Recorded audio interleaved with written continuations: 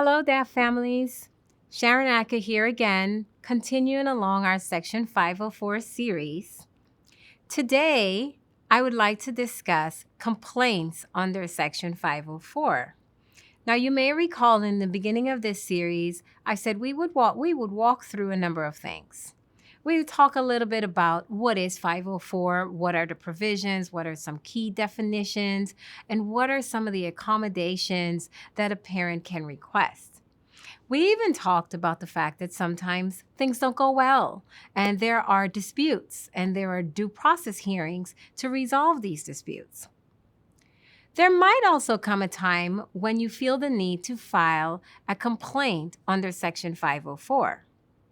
If a parent or guardian believes that their child has not received or is not receiving FAPE or does not have equal access to other services provided by the school, or perhaps they feel that the child did not receive or is not receiving appropriate compensatory services, all of these are reasons that you may choose to file a complaint under Section 504.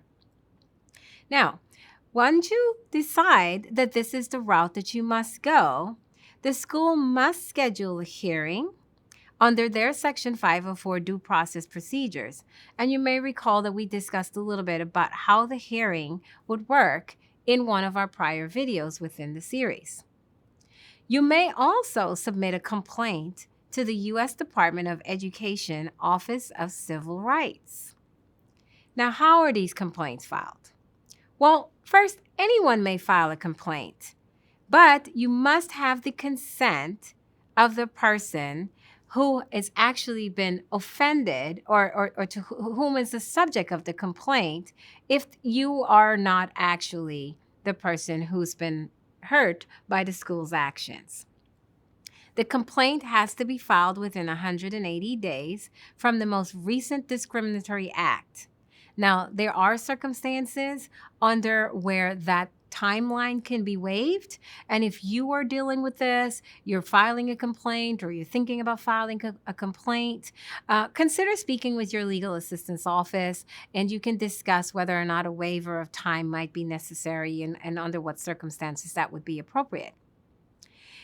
If the lead education agency grievance system was used, OCR complaints should be filed within 60 days of the final determination by the lead education agency. So now how do we get this all done? I mean, you're in this process, you're working through challenges with your school, and you're working on your complaint, and then you come to the point where you're ready to file. You can file online or by email, by mail, or even by fax.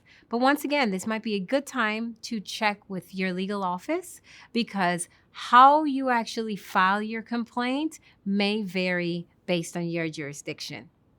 All right, so I am hoping that in speaking with you about Section 504 and what your rights are, you're able to effectively sit at a 504 meeting and obtain the accommodations that are needed for your student. And we won't have too many situations where you need to file a Section 504 complaint.